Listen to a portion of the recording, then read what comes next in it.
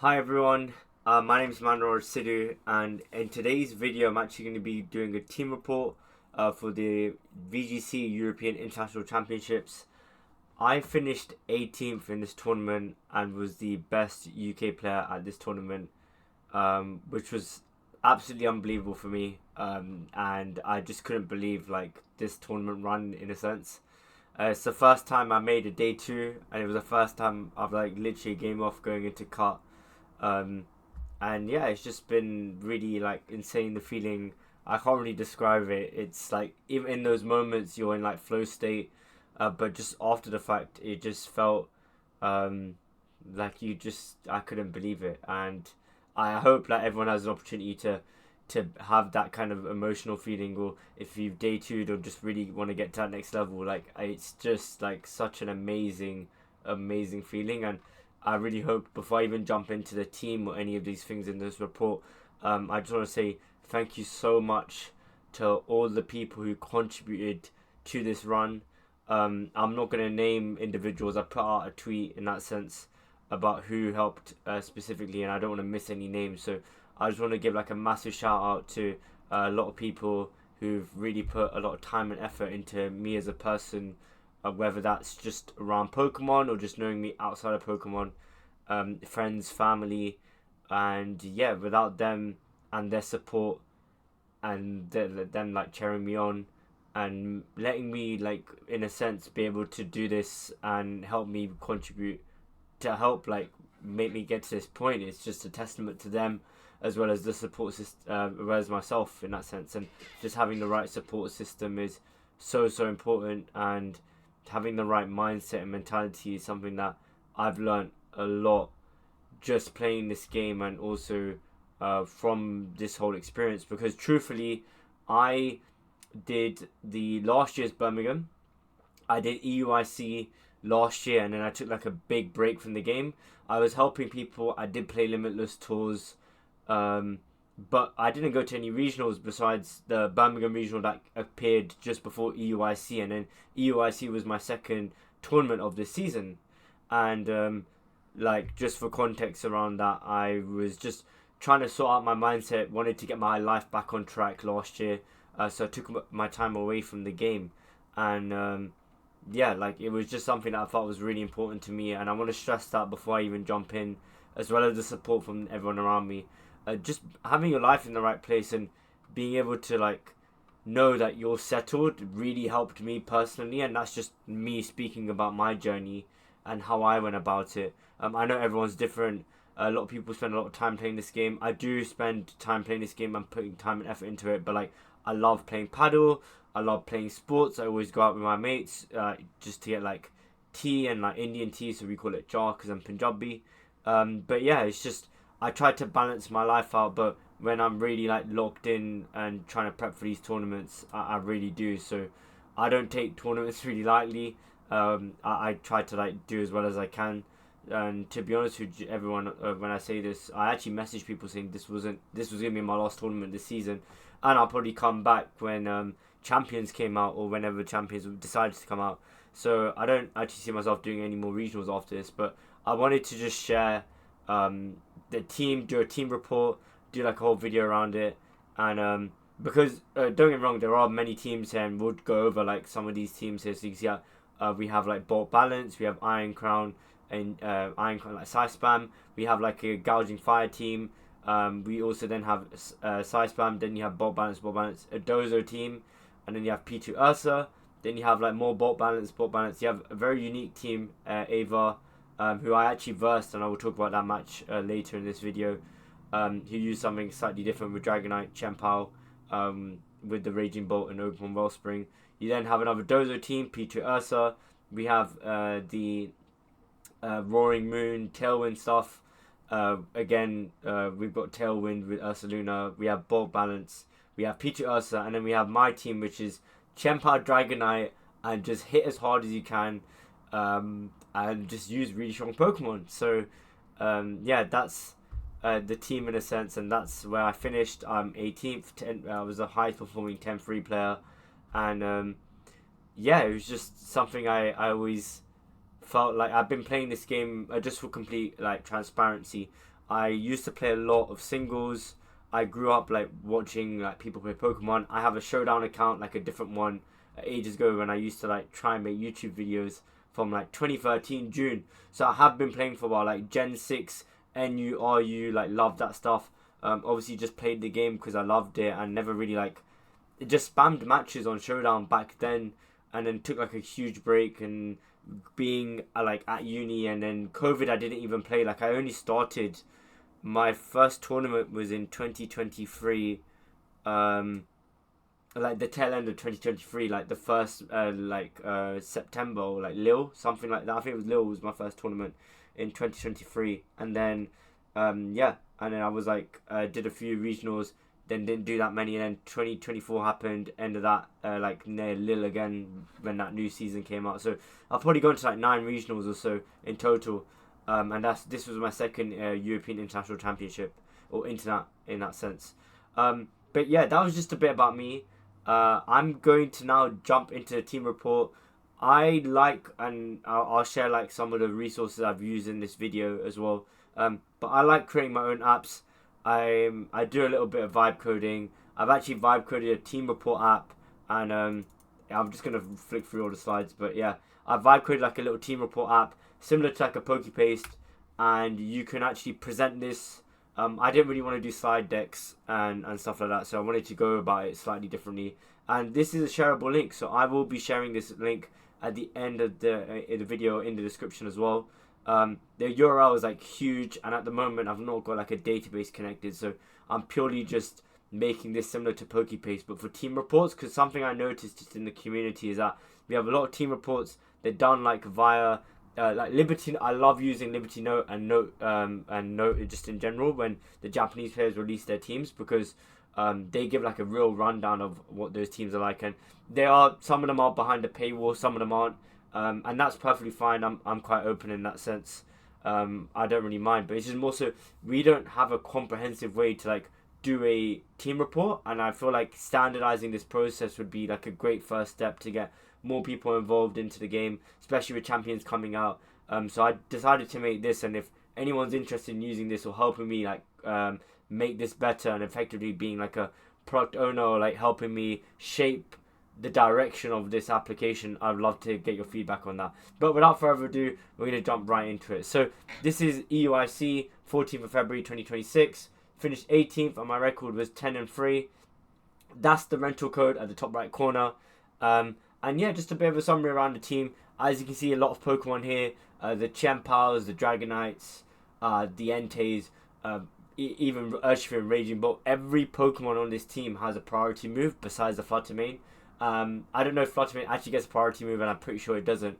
But the point is that for me and the way that I play, I'm really struggled with balance. So I actually played Bolt Balance, and I remember like my friend was telling me like I need to click Parting Shot, and I'm not really good with Incineroar, I'll just be honest about it. And I'm not really a person who, like, I can think ahead when it comes to playing the game, but I'm very much a feeling-based player, like a momentum-based player. So with this team, it really helped, because even previously in the format, I had Chien-Pao Dragonite, Ogerpon, Half-Flame, Rillaboom, Electabuzz, and I can't remember my last slot now, top of my head. But yeah, I like had those, Flutter Mane I think it was actually. So I had those Pokemon. So instead of Raging Bolt, I had Electabuzz, and instead of Entei, Urshifu, I had Rillaboom and Half-Flame, Ogerpon. So then that was the core of the team previously.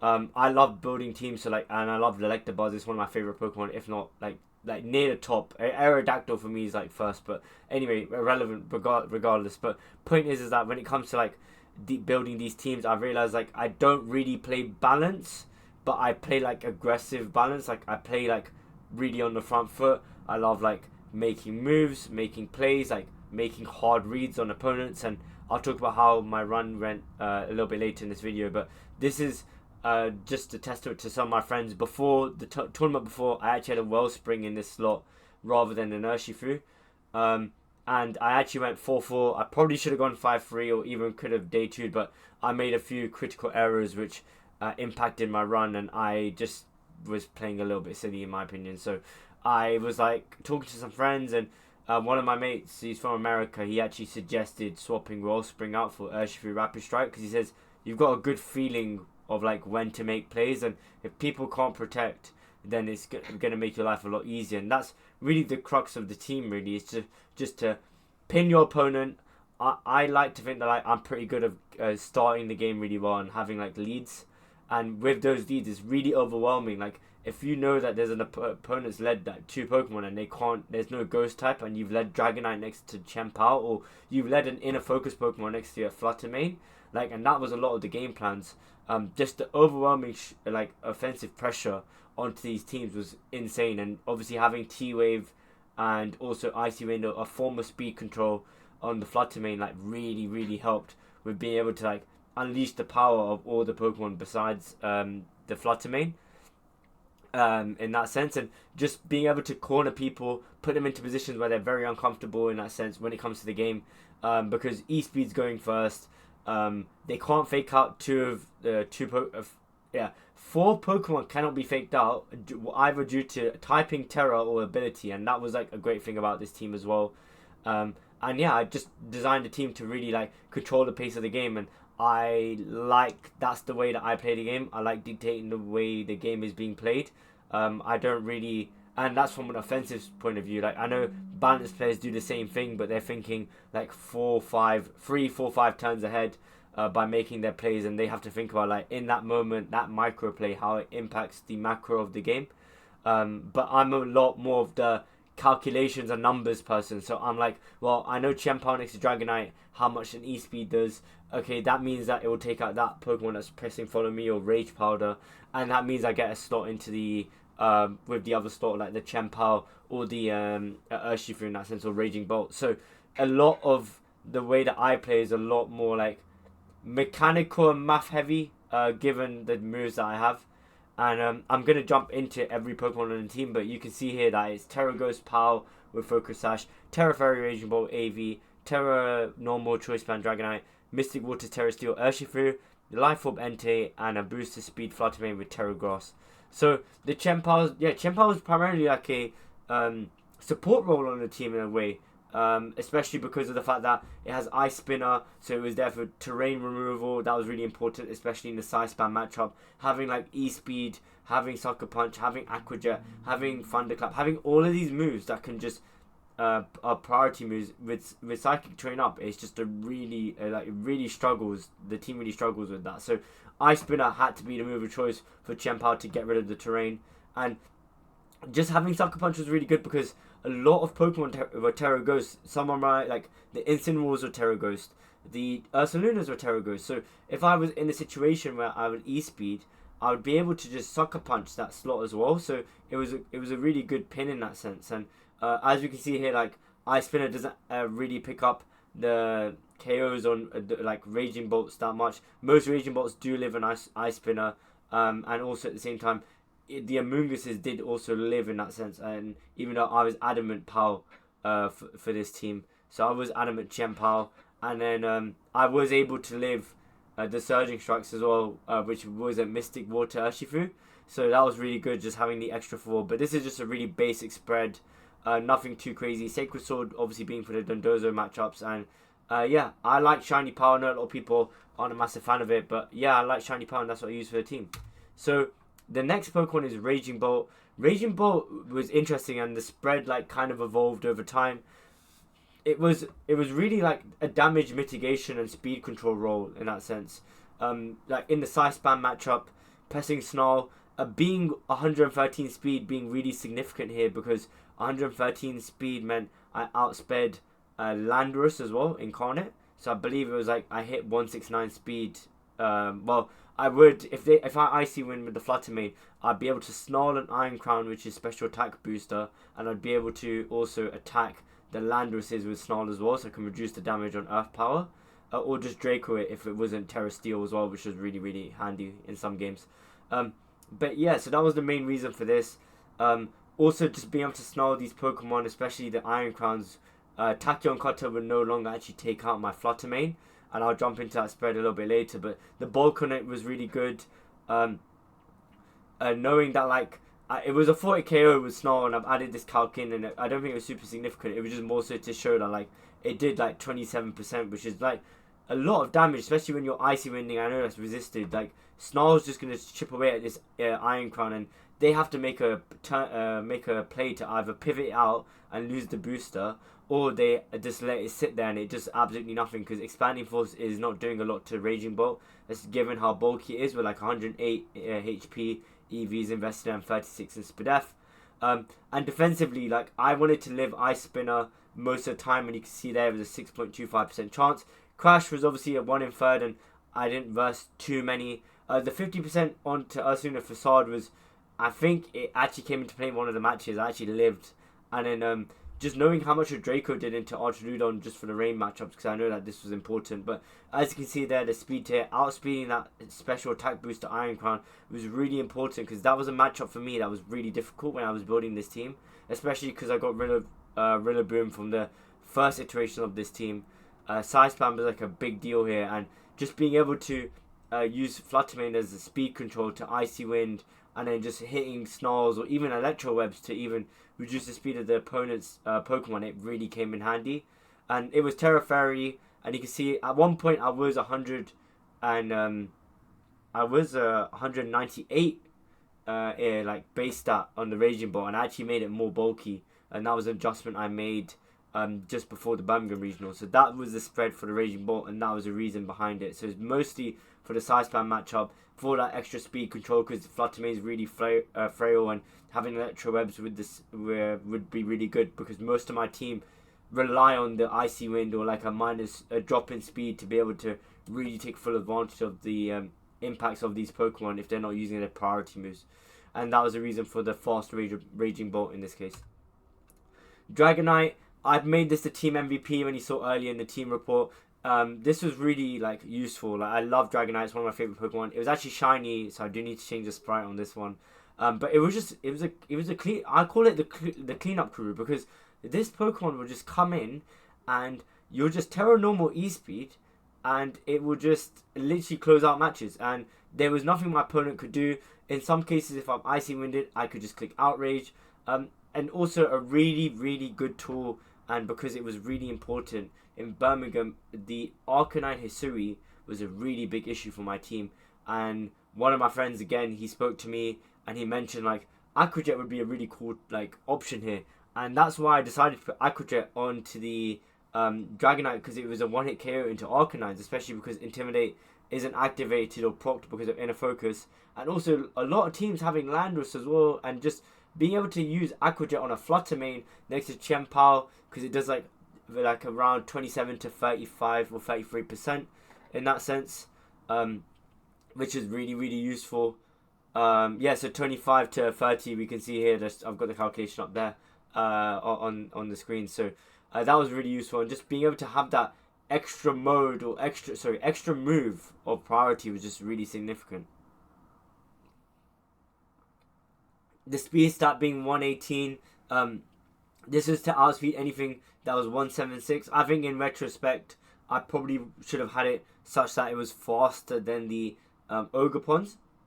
After an Icy Wind, that's probably something that I would look to adjust, minor adjustment at the event. And I think that was a bit of an issue, because there was one game I versed, there was 2 games I versed Ogerpons. One was slower, but I believe one was actually faster. And when I did Icy Wind, I didn't outspeed, and it was where I knew that I did not E-speed before the Follow Me, and I think that's something to be said in that sense.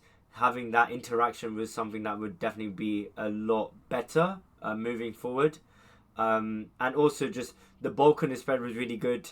Having that 28 SPDF and 84 in HP was really good. Obviously Moon Blast from a Flutter Mane, you live like it does like 91% max, and I'll just scroll down a little bit here. You can see 92.6% max, and then Dragon Energy, we have a chance to live most of the time, so it only has like an 18.75% chance to Oko, so that was really useful. And then being able to, if you Terra Normal on the Dragonite and they try to Surging Strikes next to Chien-Pao, and they lived the Terra Normal E-Speed because Urshifu's did, and that was a 156 or like a Choice Scarf variant, the Dragonite would still live that. So that was really useful when it came down to these EV spreads. But it was just max attack, and it wasn't anything fancy in that sense. It's just the speeds are what they were in that sense, just to be a little bit more significant when it comes to like T-Waves and also Icy Winds.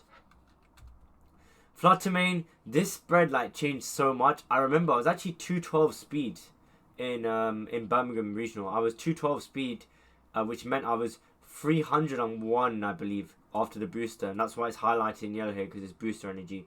So I was 301, which meant I outsped Goldengos, and it was like an edge case. I was like, oh, this would be really useful. I can Icy Wind them, I can Moonblast them before they attack me, and then yeah, but I think Flutter Mane was the centerpiece of the team. I did say Dragonite was the MVP, but it wasn't necessarily the raw output or damage from the Flutter Mane. It was the speed control and the disruption it caused. Like the T-Wave, and I'm not gonna lie to you, T-Wave to me is like so crazy that like how it works, and the fact that I was able to get paralyses and also being able to get like this half in the speed reduction was so important because it just let other Pokemon just double up. Like I could just Stone Edge with an Entei.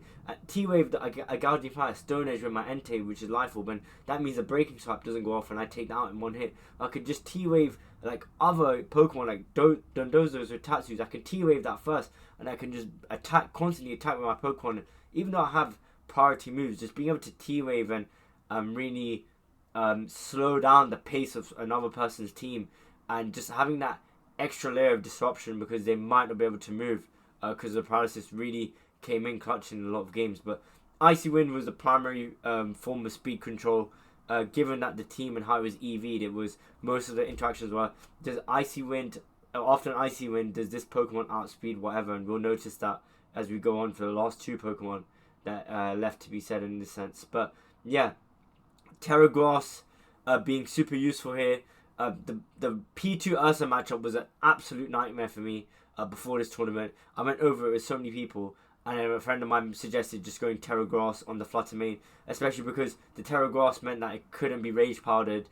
Should I activate it, I can taunt into those P2s without feeling threatened that I wouldn't be able to stop the Trick Room, because Trick Room was really difficult for me. And then there were just weird lines, and I'll go over the lines a little bit later because I do have a matchup section for this application as well. But yeah, that P2 Ursa team was like a matchup I was really scared of. So Terra Grass was really useful. And then just having the Moonblast on it just so that it's the most offensive move on the Flutter Mane, is the most common move anyway. So that was really pretty much it. 36 special attack meant that like I had an 81% chance to take out those Urshifus, which were a bit more bulky. Like I say, faster than the max speed Dozos, faster than the Regidrago and Tailwind, because that is 290 and I was 291 after the booster. And just having really good, like I've got 148 HP and 148 defense, which meant, as you can see here, Choice Scarf Urshifus, or those Urshifus with 156 attack, which are mostly Choice Scarf, basically had a less than 1% chance to take me out with Surging. Headlong Rush after Terror did not take me out, which was really cool, and I did live like Earthquakes as well. Ice Spinner from Chien-Pao didn't take me out. Tachyon Cutter after a -1 didn't take me out, it did 91%. Woodhammer from an Ogerpon had an 18% chance to take me out, and this interaction actually happened in my money match. I actually lived on game 3. I led Flutter Mane and Urshifu, and they had Incin and Ogerpon Halflame, and I literally just like got Woodhammered and I lived, and they didn't terror, and I was like, this Flutter Mane is so amazing. So, and it also just lived those Flare Blitzes from those Insane Walls, which had at 76 Adamant as well. And then Gouging Fires, it was able to live like the Heat Crash quite comfortably. So this spread was really cool. I really liked making it. I actually have a tool which I'll be sharing in a moment as well at the end of this video, which I did a video on already. I've got like a Claude connection to like the Showdown, like those calculators, and I'll go over like how that works and how I've been able to use it. And that genuinely helped me a lot. Like I did a video about it and I shared it, and I know it needs some improvements, but that tool that really helped build out my EVs, and it's made the game a lot easier in my opinion to find out the bulk investments you need for your Pokemon. So that was really cool. Entei, I love Entei. I know a lot of people don't use it and they prefer Incineroar or like a different fire type, but I think Inner Focus and obviously having Chien-Pao on the team, it was just so oppressive, and just Sacred Fire having a 50% chance to burn. Like, don't get me wrong, Entei was faster than the Dragonites, and there were some matchups where I was versing Dragonite Chien-Pao, and sometimes I just bring Entei because I know my Entei with E-Speed is just faster than their Dragonite, and if I chip the Dragonite, then I'll just win the game. So E-Speed was basically another priority cleanup crew member in that sense, especially having the Chien-Pao next to me on the team. Stone Edge was really useful. This was an adjustment. It was Stomping Tantrum in the previous regional, but at the internet I went Stone Edge. Just being super effective on Tornadoes and also being a strong option to Incineroar. Incineroar was a big, not like a huge issue, but parting shot and be able to slow down the team a little bit, especially because they can't fake out. But having Stone Edge and next to Chien-Pao, it doesn't pick up for those really bulky Incineroars, but those adamant ones it does pick up because it does 97% max on the ones that are like 228 and 188 in defense.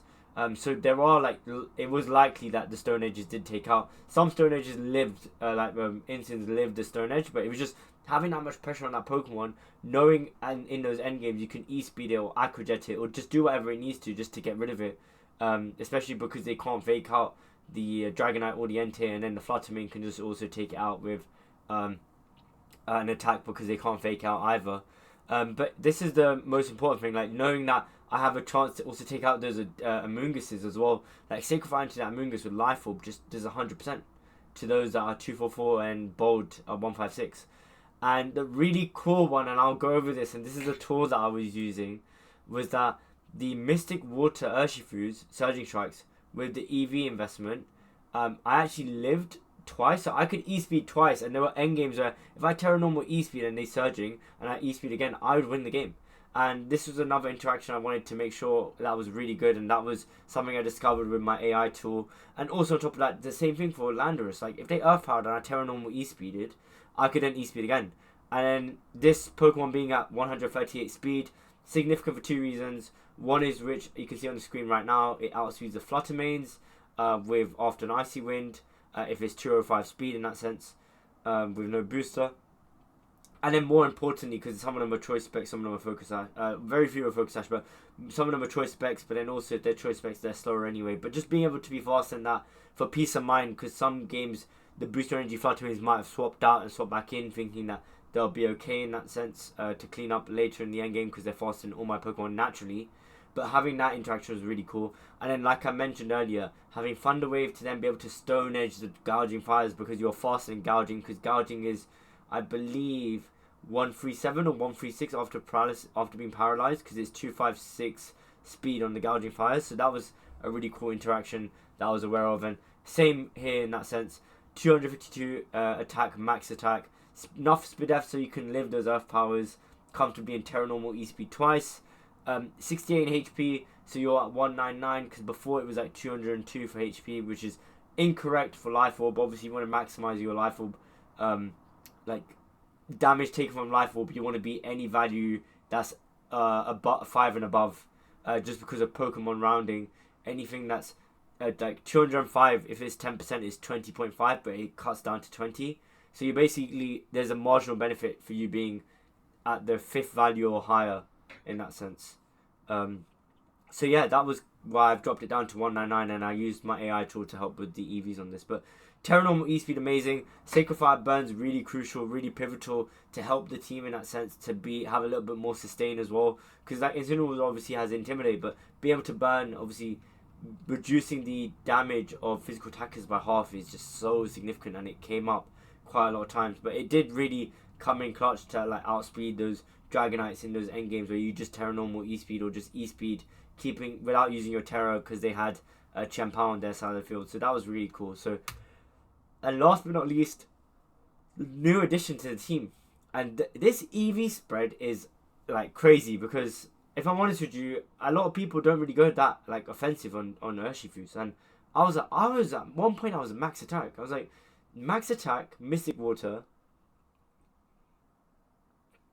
It's just going to do so much damage, and next to Chien-Pao is just insane. And it was the pressure that this not being able to stop, like Pokemon can't protect against Urshifu. Unseen Fist obviously means that it can attack through those protects, but just having this in an end game situation, having this Pokemon knowing that it can outspeed, if you've Icy Winded the board state or you've T-Waved, then you know that you're definitely faster, and Urshifu sitting in the back, yeah, it's just over really for the opponent, because it does so much damage. And next to Chien-Pao especially, like the 244 Adamant and just clicking Surging Strikes just is ridiculous. Like, for example, obviously to being 2 for 4, I indefinitely took out those Chien-Paos. Obviously, I knew that my Chien-Pao lived in that sense. But because I was Mystic Water and 2 for 4 Adamant, it does exactly 100.6 and I knew I would take out. And then also on top of that, being able to do so much damage into half-flame Mogapons, especially those which are 188 HP and 52 defense, 102 to 122.3, and that was significant because that came up in one of my matches.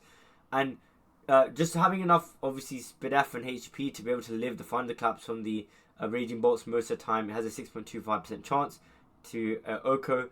And then one thing that was really cool, I wanted to outspeed Adamant Pao, so that's why I didn't have too much speed investment. I only went 126 in speed as a base stat, but I had 68 only in speed, because all the rest of the investment was like straight into the attack. And being able to have like other pieces that facilitated the Urshifu. So for example, Chien-Pao being on the field and being faster, knowing like if an Amoonguss is on the field, the Ice Spinner can go first and then the Surging goes second, or if they've already terrored, Surging strikes into like a Terra Fairy, Amoonguss is just doing so much damage.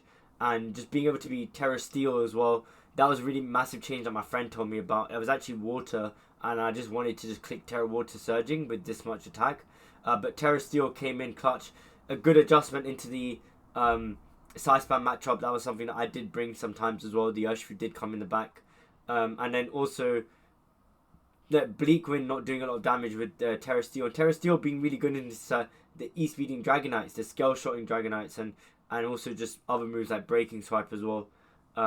So yeah, that was the main 6. These were the 6 Pokemon that came. Here's a bit of a team analysis when it comes to the speed. 291 on the Flutter Mane for booster, 187 Power, 138 Entei, 126 Urshifu, Dragonite 118 and 113 Raging Bolt. And just this is some offensive coverage when it comes to the number of moves. So I had no super effective damage to fairy types. I had no steel move. I had no poison type move either actually. And then also that's just a little summary, and I'll go on defensive. Like my team was very fairy weak, and you can obviously see that with Chien-Pao, Dragonite, Urshifu and Raging Bolt all being weak to fairy. And then Rock, obviously mentioning Arcanine Hisui being like a really big problem in that sense as well, and just having Aqua Jet on both Urshifu and Dragonite, just a secondary option in that sense. Stone Edge as well into Hisui and Arcanine doing so much damage as well and being super effective was really cool, and a good option. So I did definitely have options, and my Flutter Mane, like being quite fast in that sense, was really useful as well, because most Flutter Manes are quite not super slow but slower than mine, with the exception of one game. And I'll go over the matches in a moment after I go over some of these like matchups. So this was Bolt Balance. If I'm honest with you, and it's gonna sound like hilarious when I say this, I was so confident with the Bolt Balance matchup that when I didn't verse it, that first 6 rounds I didn't verse it. Round 7 I versed Nicholas. Shout out to him, really great guy. Nicholas Khan, he's a Australian player, and we were just chatting before the game, having a nice little conversation. We go to game 3. I make a mistake. I just forget about an interaction, and that really put me on the back foot, if I'm honest with you. But he played really well and he smashed it out of the park, and he had a great tournament. So shout out to him. He like really enjoyed our conversation. Really good guy. But I just didn't verse Bolt Balance till round 7.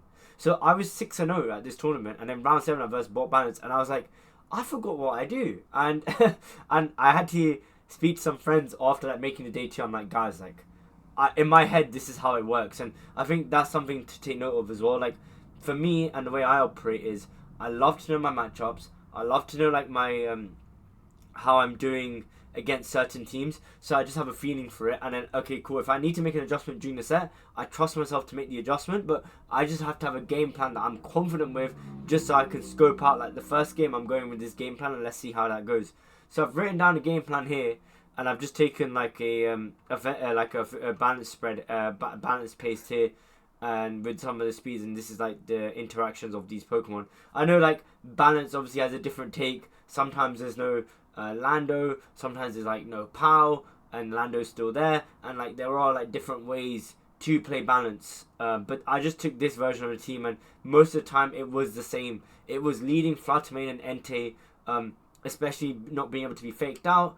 We have an opportunity here, like for the Choice Scarf Urshifus, and if it was Terra Water, I calculated that I could just Moonblast and Terra normal E-Speed, and the likelihood of KOing was like very high, given my Flutter Mane being 36 special attack as well. It's like 48 to 57%, and then the E-Speed is like 49 to like 58 or something. So it's very, very likely I'd be able to take out in that turn, and they wouldn't be able to retaliate and take out both my Pokemon just being so bulky in that sense.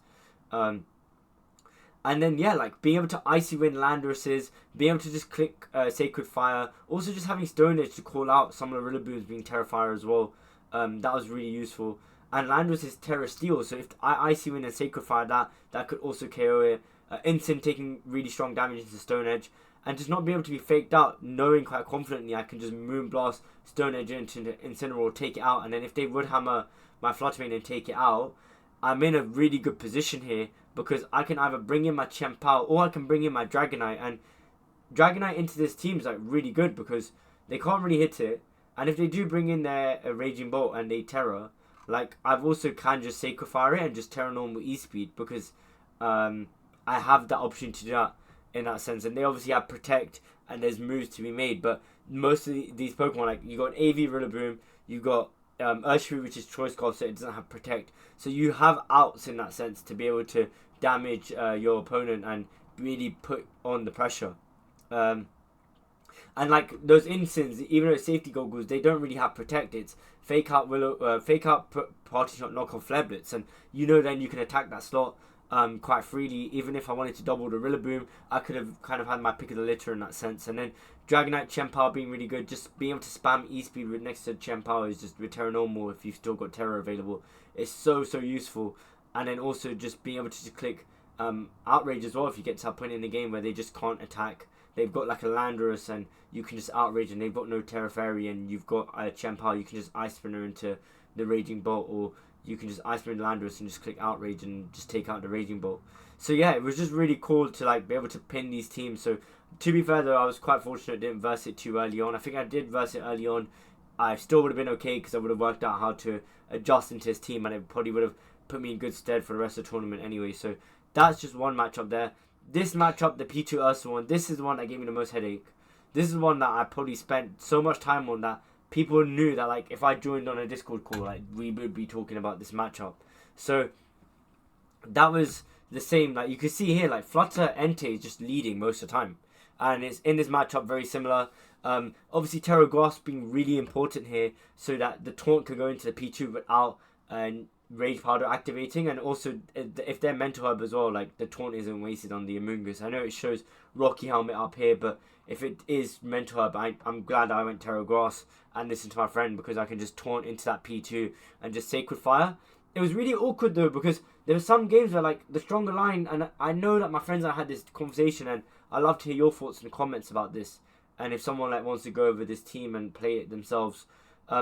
I Stone Edge the Amoonguss, and I know that sounds odd, or like I was thinking, and I got told E-Speed's probably a better play there. And the reason for that was because sometimes they'd bring in their Ursaluna, and I'm not saying I didn't want the Ursaluna to come in for free, and I think that was something that I was really worried about. It's like, if I let the Ursaluna come in for free after I Sacred Fire with the Amoonguss, and I think I was worried because previously I had Terra Fairy Flutter Mane, so in my head it was like, I can't let the Amoonguss go out for free and they get their Trick Room off because they Rage Powder the taunt, and then they've set up Trick Room, and then the Ursula comes in, and even though it's not burnt, they can just attack quite freely and take me out. Especially I have to choose which Pokemon I want to Terra, and then that obviously causes a bit of a conundrum. So it was really weird. I was like, I wanted to, there was like times I was like, oh, if they did Trick Room, I want to stall the turns out of Trick Room, so I should Stone Edge here rather than Sacred Fire, because I don't want them to bring in that Ursula. If they do bring it in, they have to hard swap their Pichu or their Amoonguss. So it was really complicated, and I was just trying to block a free switching in that sense, and that was kind of my rationale. And then the back two being Dragonite Chien-Pao, just again cleanup crew. Like, if you have an E-Speed available, you'll do a lot of damage into, or if they've not Trick Roomed up and you can just Outrage, it's okay. They don't really bring Flutter, so you can just Outrage anyway into all of these Pokemon and take them out next to Chien-Pao. If they've Terra Fairy'd, that's also fine, because then they can't Terra their Ursaluna. At that point, I can Terra normal E-Speed into that Amoonguss. That should do a lot of damage. Or if it's chipped, I can take it out, and then I can just freely Ice Spin into that Ursaluna. So there were games like that. And then just an adjustment. So I've got a game 2 plan here. Very similar in that sense with the Entei Flutter League. But the difference being here is that if they obviously saw Dragonite, they might think about bringing their Flutter. They might think about positioning a lot better in that sense. And actually in game 2 of my round 6 when I was going 5-0, I had an Amoonguss on the field and an Ursaluna, and it was Paralyzed Amoonguss and an Ursa. And I had Chien-Pao Urshifu. And I actually Ice Spinned, and it was Terra Fairy. They didn't Rage Powder, so Ice Spinned went into Ursaluna, and I Surging Strikes.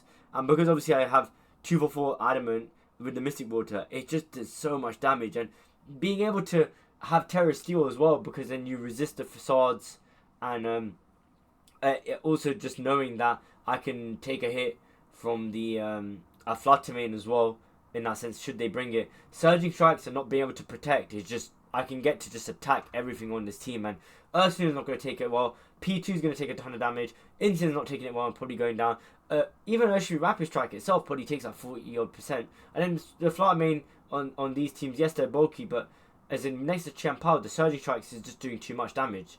So that was another adjustment I made, and just because I can bypass protect, and they might they start playing games where they knew what I did game 1, so they can just swap out the Amoonguss, bring in the Ursa, or protect the Amoonguss, swap out P2, bring in Ursa. So then having Surging Strikes is just so good, and even if they haven't terrored, I can just like attack Surging into anything, and if they have Terra Fairy, then Surging into the Amoonguss is also fine. So that was really how I saw it, and just using Surging Strikes to really pressure my opponent. So that was the 2 game plans that I decided to do.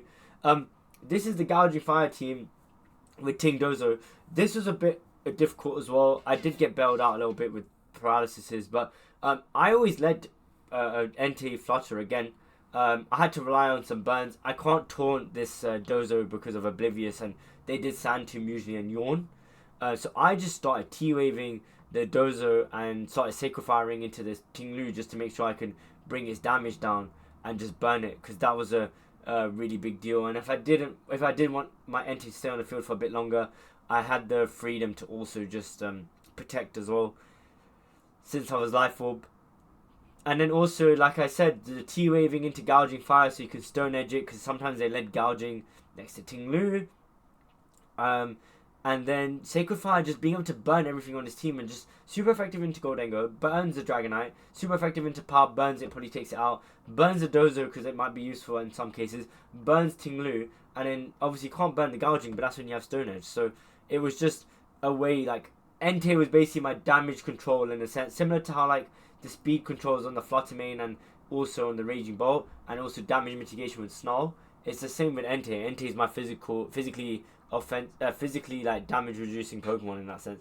And then also just Chien-Pao Dragonite, because I had Moonblast available on Ting-Lu and it does a decent amount of damage. If they did Terra early, I can just bring in Dragonite and just start E-speeding and Sucker Punching, because they can't Terra the Chien-Pao. I get an E-speed off. I live the Sacred Sword, I can E-speed again. And then obviously if they try and Burning Bulwark, there was games where like they're Burning Bulwark that I E-speeded, but I had enough damage output to just start spamming E-speed and win the game still. So that was really good. And then same with this alternative back again, similar to P2 Ursa, having the Urshifu Terra Steel being really cool here, because Scale Shot not doing a lot of damage, Goldengo not doing any meaningful damage. Also just like if I've T-waved that Gouging Fire, it's taking a bit of chip. Surging Strikes is just doing a lot of damage into it, even though it's neutral. And then yeah, just E-speed as well. Like there was a game where they E-speed into my Urshifu, and they've Scale Shot into that slot as well, into another slot before, so they're faster. I just Terra Steel, and I know that I'm gonna live to hit. And then after they've obviously gone -1, I can just Surging straight into that, and it just does like 90% odd. So because of the defense, -1 on defense, and Urshifu being so offensive, it still pressured these Dragonites. So that was really good into this matchup. And the last matchup, it was the Side Spam matchup. This took a lot of testing, and I really came up with a really clean line. And if it was Speed Booster Crown, I'll be honest with you, it would have been a lot more difficult. But I think if it was Speed Booster Crown, I'm not sure if they would have taken me out with Tachyon, or if it meant my line would have had to have been I Terror my Flutter Mane early, because usually the lead here is just Icy Wind and Snarl, constantly spam Snarl, you live the Tachyon, the next turn you just taunt into the Indeedee so they don't Trick Room. You spam Snarl again, and then yeah, you just T-Wave into the Iron Crown. But most of the time it's just Icy Wind Snarl, and because they're not sure if the Raging Bolt's faster, and then it's just taunt into Indeedee because then I know they can't Trick Room and I just Snarl again. And if they take out my Flutter Mane, I can just bring in the Chien-Pao. That's a free Ice Spinner to get rid of terrain. I can just Snarl again.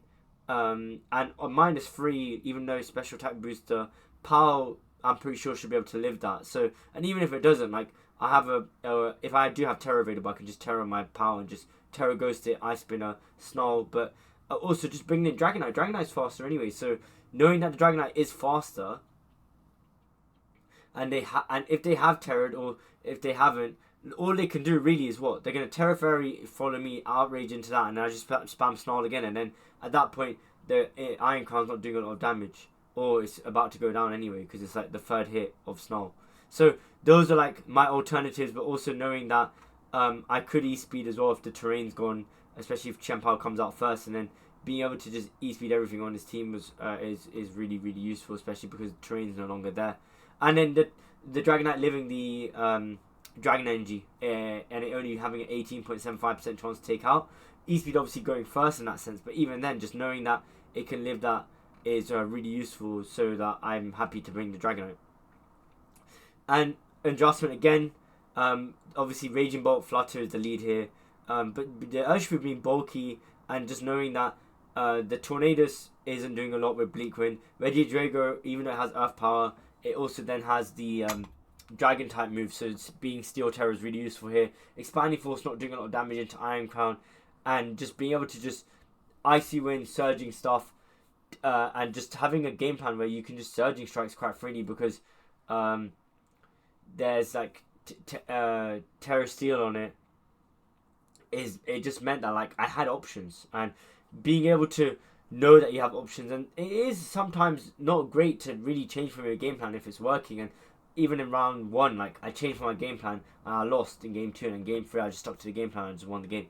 And it's just things like that which are really significant. So I think just knowing that there is an alternative game plan for me personally, how I play, and knowing that I like to make calls on people and make reads is really useful. So those are the matchups, and I'm going to just jump out of presentation mode and just show everyone like what this application is like. You can obviously share, you can build your own, you can then also, this is not visible because you can actually hide it, and it's just literally the matchups, and you can just copy and paste the matchups, and you get like another page that's created for you, something similar to this. You can drag and drop these things here, which is really cool. You can delete game plans. I can add another game plan.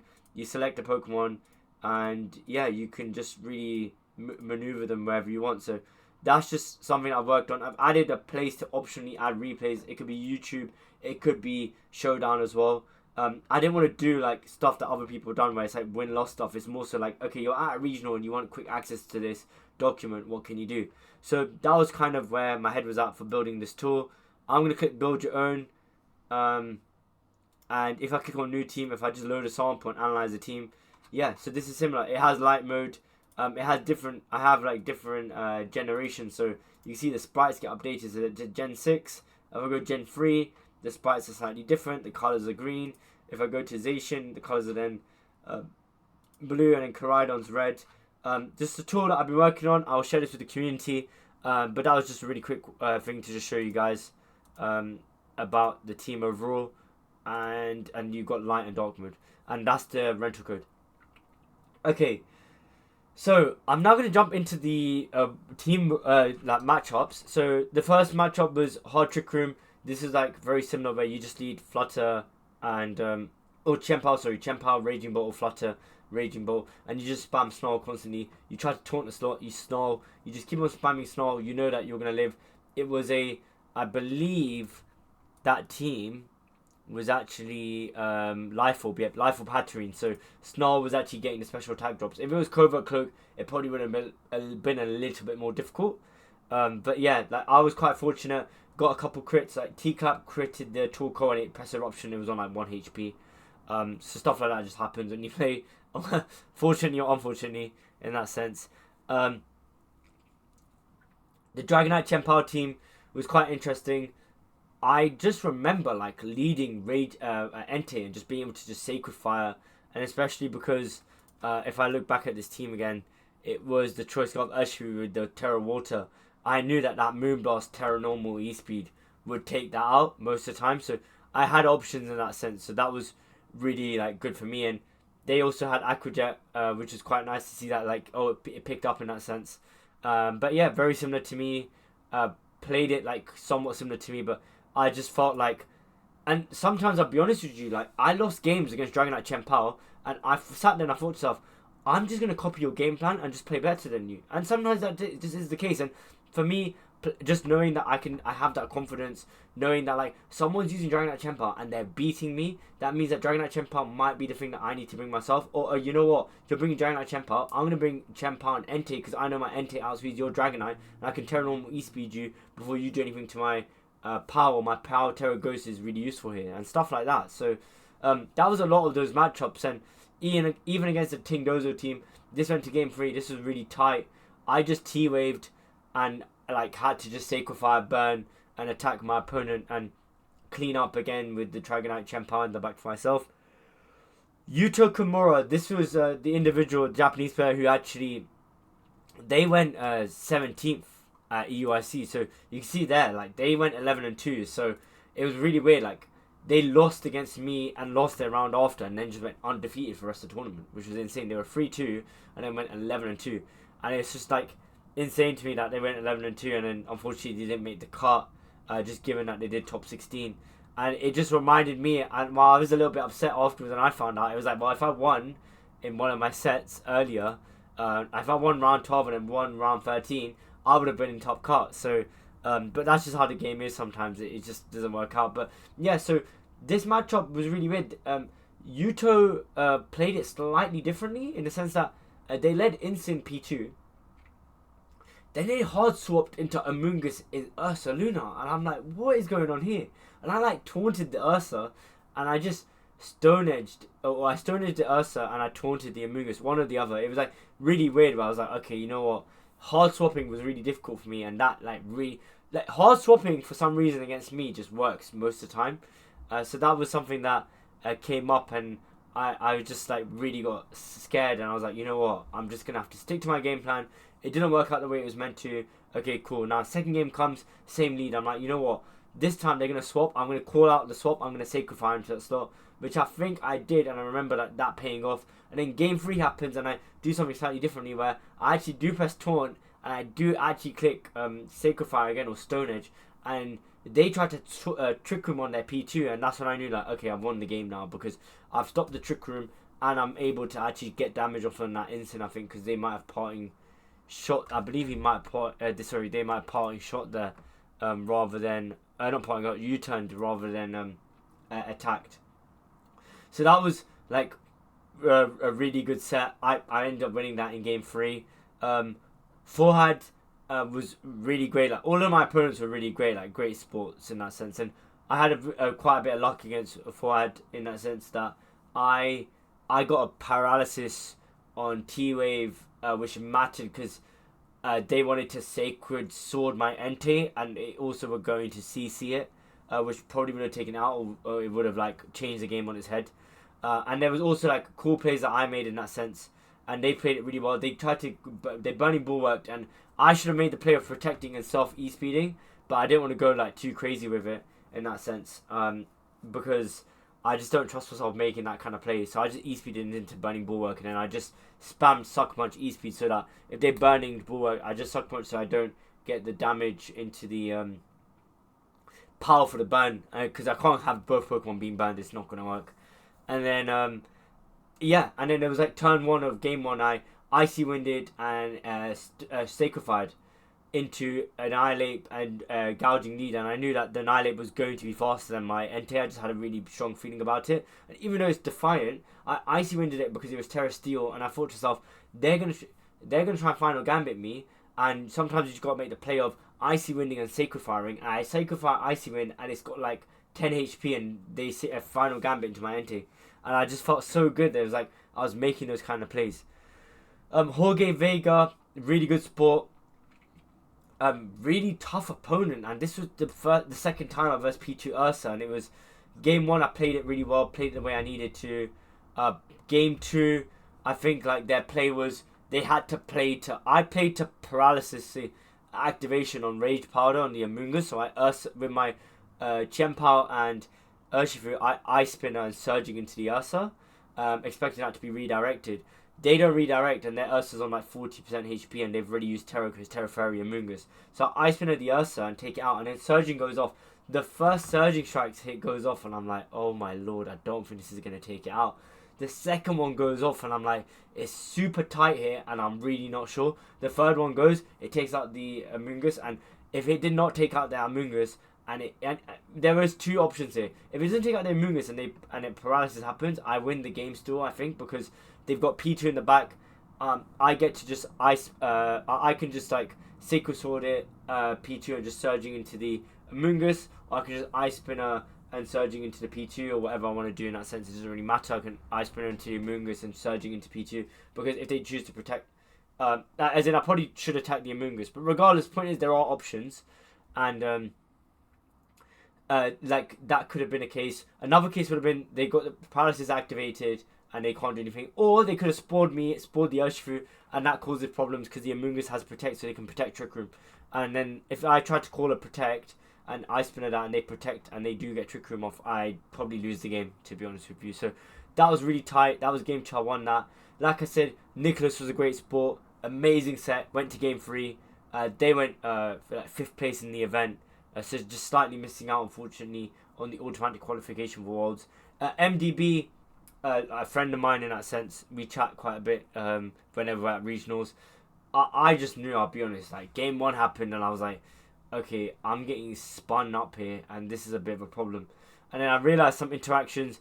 Game 2, I made it a bit more competitive, but I just knew that like this team was really difficult and I wasn't super confident. I knew the Wellspring was super bulky. Like on my Wellspring I was 220 HP or 244 HP, 220 impish, and I was like, or 212 impish, whatever it was. But point was, I had bulky Wellspring. So when I saw the Wellspring, like take the hit of one of the moves, I think it was like it might have just been E-Speed. I was like, yeah, this is just gonna be a long day for me. So that was a difficult matchup, if I'm honest, and I feel like I probably played that quite poorly, if I'm honest with you. And sometimes that happens, and obviously you're versing some really good players here. You're getting into the 6-0s, like I'm 6-1 at that point. So I know that, and then I know that I have to basically win every match to really make a big dent in the game.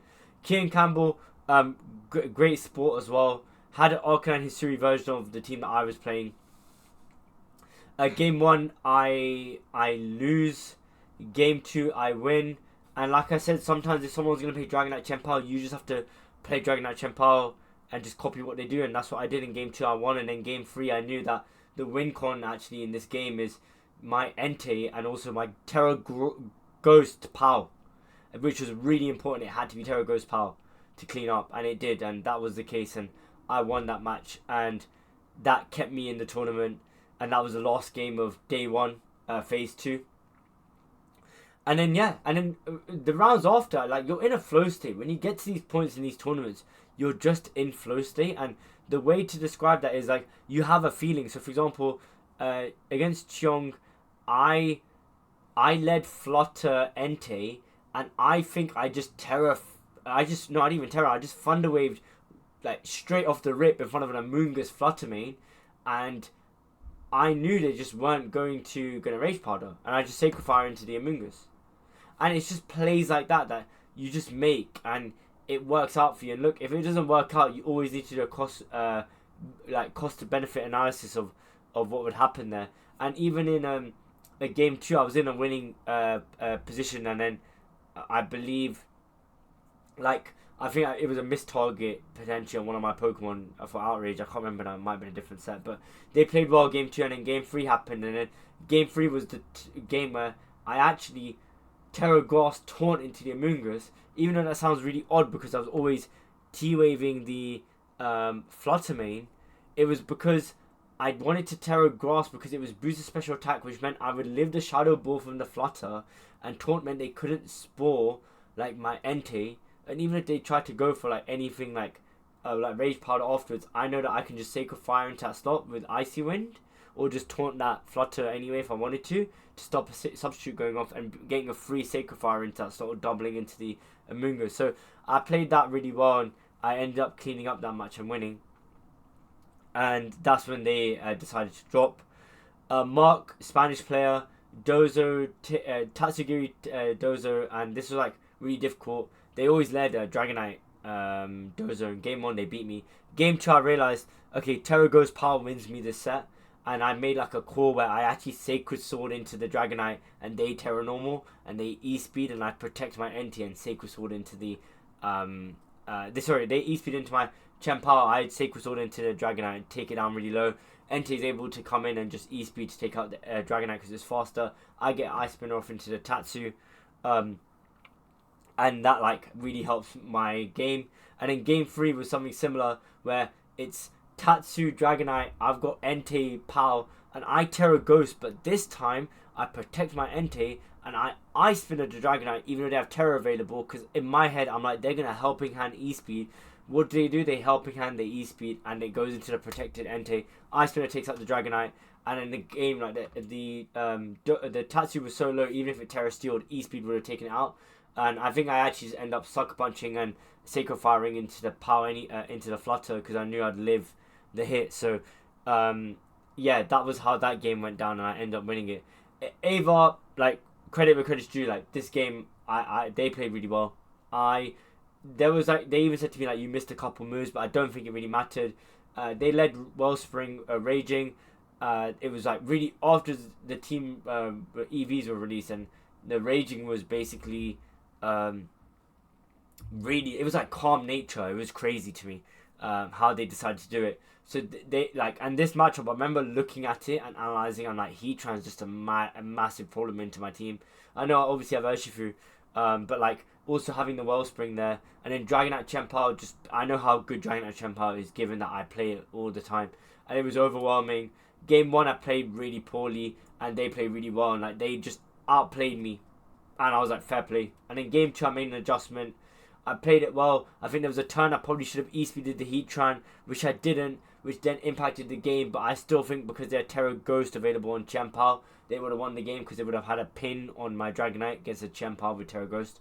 But Ava played really well, and it was great to see like someone I versed also then get into top 16. And then I love my friends and they really look out for me, but being told before your match that you can win money at a Pokemon event was not good for my mental. But to be fair, like I don't really get swayed too much when it comes to like playing this game and how I feel mentally. I'm quite stoic in that sense. So I remember like game 1 I played it really well. This is the Bolt Balance matchup. My friend from America like had a say on the matchup. My mate from here, like he gave me some insight. They both affirmed that like my ideas of Flutter Entei lead was good, and Dragonite Chien-Pao back is perfect in that sense. And yeah, so I win game 1. Game 2, I actually have an endgame of a Raging Bolt and a Landorus, and the Landorus is low HP. Raging Bolt's on like 70% or 80%, 85 I think, and I have Dragonite and Entei, and I've Terra Normal the Entei already. And I think the play was, and what I did was E-Speed Lando, because Lando E-Speed gets taken out because it was like 40%, so I knew it was going to go down. And click Outrage, just expecting it to go into Raging Bolt. And even if the Outrage, the only way that I could possibly lose this game is Outrage goes into the double protected, it goes into the protected Lando and I lose the game. The alternative could have been was split damage, or it could have just been E-Speed into the E-Speed into the Raging with my Dragonite, even though it obviously my Entei was low HP, but I think Entei was on 1 HP and it was knocked off, so Life Orb wasn't active, but I knew E-Speed would take it out. But yeah, like basically the board state was like that. I made a call. I probably could have double E-Speeded into Raging Bolt to take out and then E-Speed Lando to win the game, but I didn't really check the calcs. I wasn't too confident. I made this play that I thought was best in that given moment in time. And sometimes you have to play like that and you have to just trust your gut and make those decisions, and that's okay. And I was happy with losing like that, to be honest with you. And then game 3 comes on and I sit there and I'm like, you know what? if I'm gonna win, I'm gonna win it my way. And I know that sounds really arrogant and selfish, but like sometimes you gotta just trust your gut and just think so. And I sat there like, this Raging Bolt is not coming to game 3. And I know that sounds insane to say because it's a Raging Bolt balance team with the Half Flame, Landorus, Flutter, Insane, Rillaboom. And I'm like, Raging Bolt's not coming. Raging Bolt has done nothing this game significant in this whole set. I genuinely think it's not going to come. So you know what I'm going to do? I'm going to lead Flutter Mane and Urshifu. And we're going to see a really interesting lead of Flutter Mane Insane. And that's perfectly fine with me because I can just T-Wave the Flutter, protect, or just start Moonblasting or Thunder Waving like anything on the other side of the field.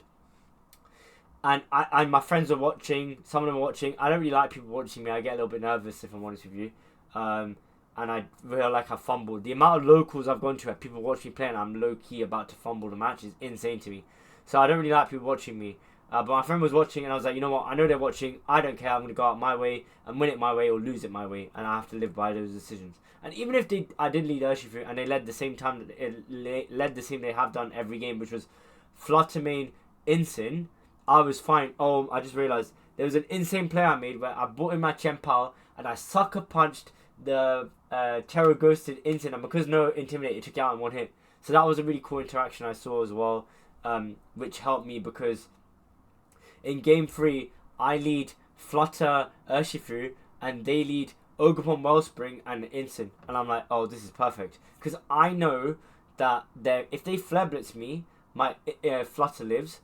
If I T-Wave into the Wellspring and get it off and they Spiky and they Flare Blitz me, I'm fine, I can T-Wave next turn.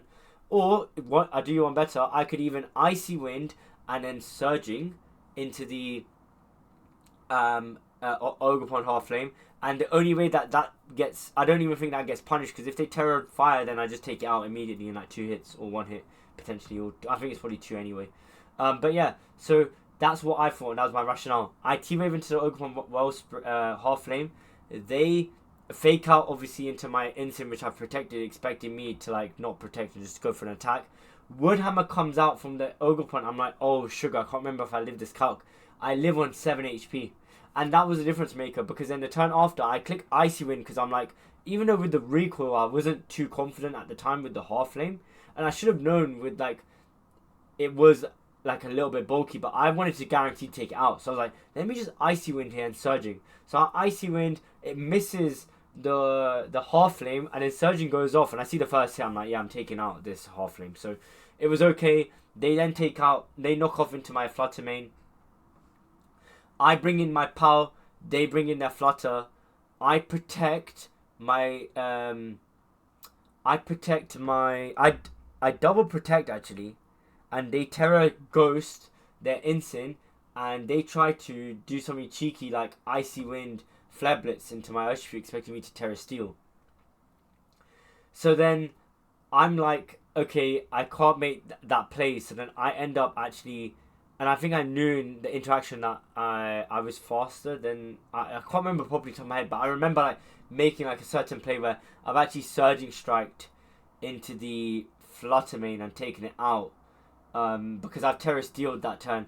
And oh yeah, that was it. Because I know Sucker Punch took out the Instant in game 2, I Sucker Punch with the Chien-Pao because it's not intimidating me, because it's come in after the Instant's been on the field, in that sense. And I knew it took out in 1 hit. And I was like, well, I'm willing to make this bet that if I Sucker Punch into that slot and they Icy Wind Flare Blitz, the Sucker Punch, if it takes out the Instant, the Icy Wind means nothing. Surging takes out the Flutter with Power on the field, and they've already terrored, so they can't terror their Flutter Mane, and I can win the game here. Or I Sucker Punch, and if they Parting Shot, I have to Terror Steel my Urshifu, knowing that I live the Moonblast, and I just Surging into Flutter. They Parting Shot, they Moonblast into my Urshifu, which I Terror Steel, and my Sucker Punch fails. They bring in their Lando, and the Instant comes back in. Obviously, both mons are intimidated. I just double protect, they cancel the match, I win the game, I win my money. So that's basically a summary of how that all went down, and it was just absolutely insane day, like an absolutely insane day. So I just like was on cloud 9, and I'll be honest, I cried a little bit, and it's just that feeling of, it was my first day 2 ever, and I took myself away from the game to get reset my whole life. And I think that's the important part. I know a lot of people, and there's a lot of rhetoric around like spending a lot of hours in this game and doing all these things. Like, don't get me wrong, I've obviously played singles and then stopped playing the game for a bit, like played FIFA, played like other games, and then come back to this game. I've always really played Pokemon. I've always enjoyed it. I didn't play any Sword or Shield. I just finished the game and just turned it off and never really went to playing doubles or anything like this in any capacity, or not even singles, because I didn't like Dynamax. But yeah, like, I think everyone's capable. Everyone can make this happen. I've gone about it my process. I'll be honest, like, and I'm not embarrassed to admit this, but my showdown score was like terrible. Like, my friends were talking to me saying, you've got more wins nearly at this event than you have on your showdown account, and my account was like 12 wins and 13 losses, so I was like 1200 and something. So for me, and the way I play a lot based off, like, because I've played singles a lot, I've always played on instinct and like making plays and getting a feel for my opponent, taking some notes, and then just trusting your gut, and then also doing matchups. For me, matchups were more important. I didn't play showdown at all at a point where I was like, I'm just going over these matchups. That's all I care about, because I love theory crafting these matchups. So that's how I went about it. And everyone's process is different. I'm not saying it's right or wrong to do showdown. Friends of mine used my team and said to me, I went 5-5 at starting 1,000 on a new ult with this team. And they're like, and then one of my friends messaged me saying, how did you verse Dozo and how did you beat it? Because that matchup was absolutely impossible. And it's just like, don't get me wrong, sometimes it's your day, sometimes you get a bit of luck on your side. But then also it's like, what kind of player are you? How do you play? How do you capitalize on your strengths? And I know how I play, and my friends know how I play. And they're like, well, my mate who told me to swap Wellspring out for Urshifu said, well, I know how you play. You love pushing the buttons and making offensive reads. Well, they can't protect, and you can just click Surging Strikes. You're going to have a field day. And that's basically what happened. So I just want to give a shout out again to my friends and my family. Like, without them and their support, I wouldn't have been able to do this well. And yeah, like, I've really like loved like what the people in the community and the people I've met and interacted with along the way. Always been good eggs, and I think like operating with integrity and just being a good person is like of the utmost important, and that comes before playing this game. Like, in that sense, I think the game's important. The game's given me a lot of opportunities to meet people all around the world, but my connection and relationship with the people I've met playing this game far outweighs the game itself. And that's something I just wanted to share with everyone, because I know that sometimes we get really locked in and focused, and we make this like really important. Like, this game is important to me. It's not really, it is a mainstay in my life, but it's not like something that I do as much as probably other people. And then I'm not like a uni student, and everyone talks about this like all about like, oh, these people have so many hours to play the game, and I understand that, but like at the same time, if you really put time and focus effort in, you can pull off anything in life. And I genuinely believe that, and I like love like reading books around like not necessarily being a better person, but just having a good mindset and being able to do the right thing and stuff like that. So I've always been that kind of person. I want to share this message with everyone, because I know it's not easy to do that.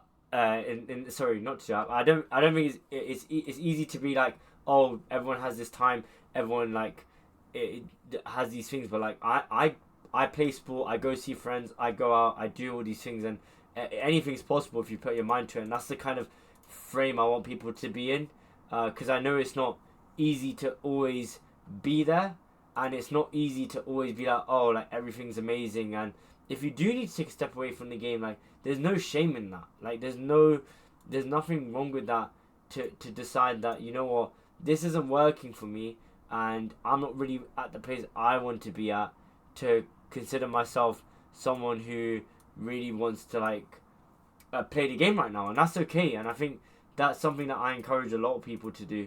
And I'm about to jump into my tour, and I do apologize for the live edits whilst I do this. I'm just gonna need to move my camera up to the top.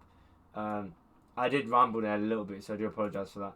But yeah, so I'm going to just fit this to the screen, and we're just going to talk about this tool really quickly. I've actually made a video about this on my channel already, and so basically I'm really into like building out applications. I use AI quite a lot. I know everyone has like opinions about that, and I'm not going to get into like that in that sense. It's purely from a Pokemon perspective. I've been able to make a tool that takes in a spread, and I can say, so for example, I had this spread which is 76 HP, 44 speed F, 132 speed, and I say, does this live Earth Power after Terra, and 1 chip of Life Orb. Also the same for Terra Water Surging Strikes. If I Terra Normal, please. If not, please rejig the EVs. The speed and the attack stat has to stay the exact same. So you can see here, it says you entered it, you're 200, you're 180 HP.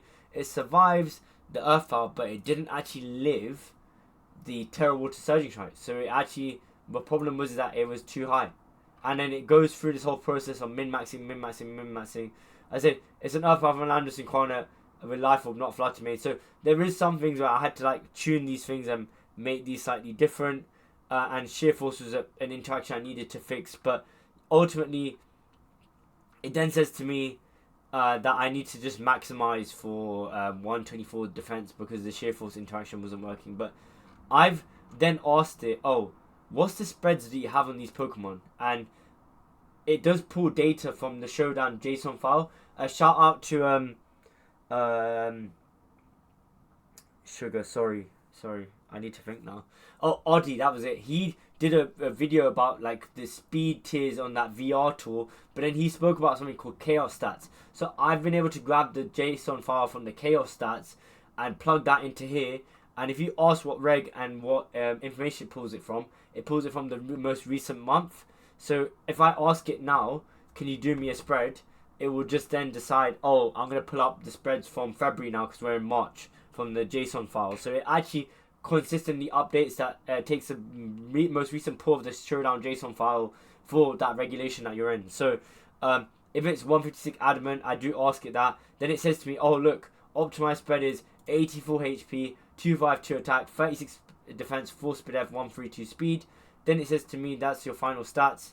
And I say change the Landorus to be 252 max timid. And then it is, and it tells you how much I do in retaliation to that. And it says like, okay, you can Terra Normal. The final verdict is that I do E-Speed and I live. Like you survive at 1 HP or 31 and then you live at 4 to 52. And then I can also ask it to put it in tabular format. I can also ask it, my friend of mine, he's been testing it out and he's actually put stuff into an Excel sheet and you can actually see like all the interactions, and it's really cool because it actually does pull up the Smogon usage, and I can tell like grab the, and then it tells you like, the percentage of the usage of all of these iterations of Urshifu, which is really cool, and the associated items with them. So this is a tool that I made. I'm quite proud of it, and I've like tried to fine tune it and make it a lot better. It has to remember about Poke Round. I've then asked it about different Pokemon. It gives you like a final spread and it tells you what it should be. And then I ask it, oh, can you do the same thing for this? But yeah, you can just ask it to live moves and attacks. And it's, at the moment, the way to use it is you have to have Claude Premium. And then my MCP is a live MCP web service, which I've got working. The reason I use Claude is because it's the best at tool calling. An MCP is basically, imagine like you're using a large language model to call like a tool, and this tool is called the Showdown Calculator tool. But instead of me, and also the good thing about it is that you can use voice. So instead of me like trying to min-max on the calculator that we always do, everyone who plays the game like loves doing that, and that's an art form in itself. I've just tried to like democratize that process. So that's just me sharing that tool I've made. I'll also share the link to the team report stuff. If anyone wants to help me with any of these initiatives, I would love your feedback, and it'd mean a lot to me if you could just get back to me on that, because it'd be really cool. I did share it on Reddit. Reddit weren't too happy with this tool, and I did get some feedback, and I want to shout out Jacob as well. He gave me some feedback about how this was a good tool, but it didn't optimize for Life Orb recoil, so that was something to think about. But I know that like this will take many iterations, but it has got to a better place. This is from like a month or two ago, this conversation, so I just pulled it out the hat just because it was relevant to the Entei spread in that sense. But you can do this with any Pokemon, and you can do it with putting up any Smogon stats and stuff like that. So yeah, like I said, I hope everyone enjoyed this video. I know it was really long. It was like an hour and 20 minutes.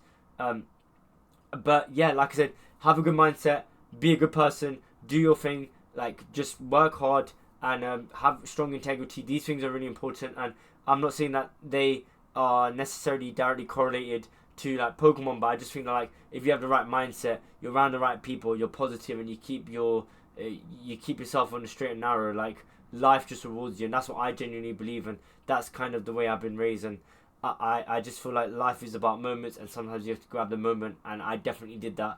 with a bit of luck this run. And yeah, like I said, shout out to friends and family, and I just appreciate you all, and I hope you enjoyed this video and appreciate you tuning in on my video. So thanks so much. Take care.